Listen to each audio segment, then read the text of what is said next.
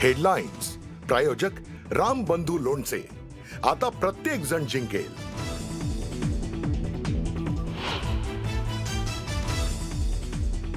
उद्धव ठाकरे राज ठाकरेंच्या भेटीला. शिवतीर्थवर ठाकरे बंधूंची बैठक. प्रचार सभा, वचननाम्यावर होणार चर्चा.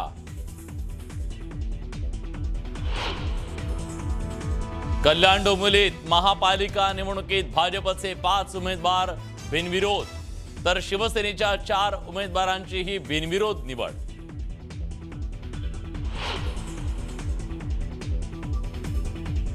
पुण्यातील भाजप उमेदवार पूजा मोरेंचा अर्ज मागे. स्थानिक पदाधिकाऱ्यांच्या दबावामुळे अर्ज मागे घेतल्याचा आरोप. अर्ज मागे घेताना मोरेंना अश्रू अनावर.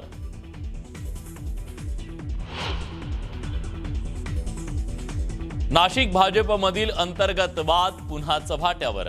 भाजप शहराध्यक्ष सुनील केदार यांना कार्यकर्त्यांचा घेराव. निष्ठावंत कार्यकर्त्यांना उमेदवारी न मिळाल्यानं कार्यकर्ते आक्रमक.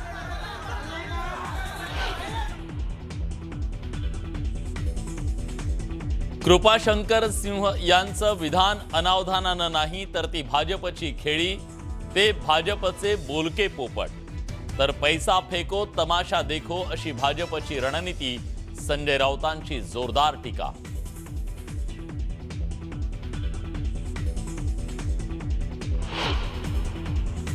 कोयता गँग संपली पाहिजे आणि दुसऱ्या बाजूला पुण्याच्या पूर्वेपासून पश्चिमेपासून दक्षिणेपर्यंत त्यांची उमेदवाराची यादी पाहिल्यानंतर सरसकट आपल्याला दिसतं की हे कुठल्या तत्वात बसतं.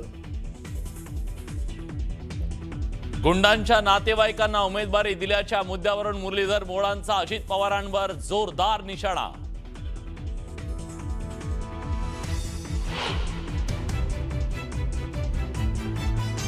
पिंपरी चिंचवडच्या तापकीर चौकात फटाक्याच्या दुकानाला भीषण आग. परिसरात रुग्णालय असल्यानं भीतीचं वातावरण. आगीवर नियंत्रण मिळवण्याचे शर्थीचे प्रयत्न सुरू. आणि राज्यभरातल्या प्रसिद्ध मंदिरांमध्ये भाविकांची अलोट गर्दी. नवीन वर्षाची सुरुवात. देवदर्शनानं मंदिरांमध्ये आकर्षक सजावट.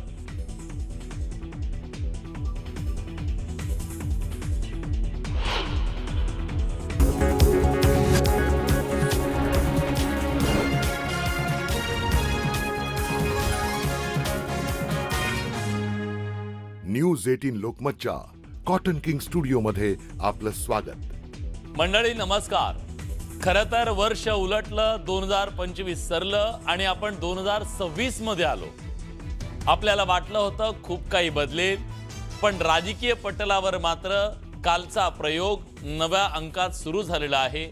आणि त्यामुळे भाजपच्या उमेदवारीवरून सुरू असलेलं जे राजकीय रणकंदन आहे ते काही केल्या थांबायचं नाव घेत नाहीये. पुण्यात भाजपनं पूजा मोरेंना उमेदवारी दिली. उमेदवारीचा काल त्यांनी जल्लोष केला, पण सोशल मीडियावरच्या ट्रोलिंगनं त्यांना उमेदवारी मागे घेण्याचा निर्णय घ्यावा लागला. उमेदवारी माघारी घेताना त्यांना अश्रू अनावर झाले.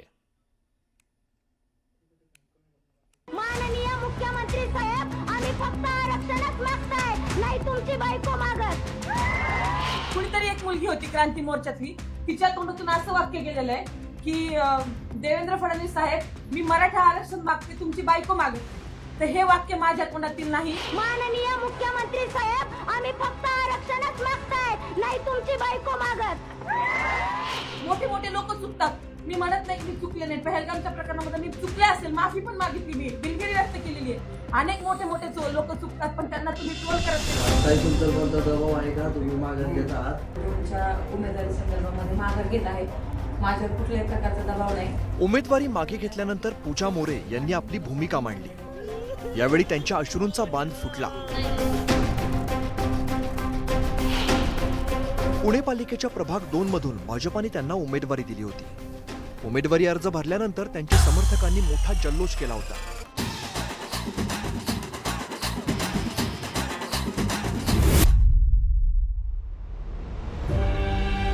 पण त्यांचा हा आनंद जास्त काळ टिकला नाही. अवघ्या 2च दिवसात त्यांना उमेदवारी मागे घेण्याची वेळ आली. भारतीय जनता पार्टीकडून कुठलाही दबाव वापरला गेला नाही. कारण खरं तर दबाव जर त्यांना असता किंवा पहिल्या त्यांनी उमेदवारीच मला दिली नसती. हा सर्वस्वी निर्णय माझा होता.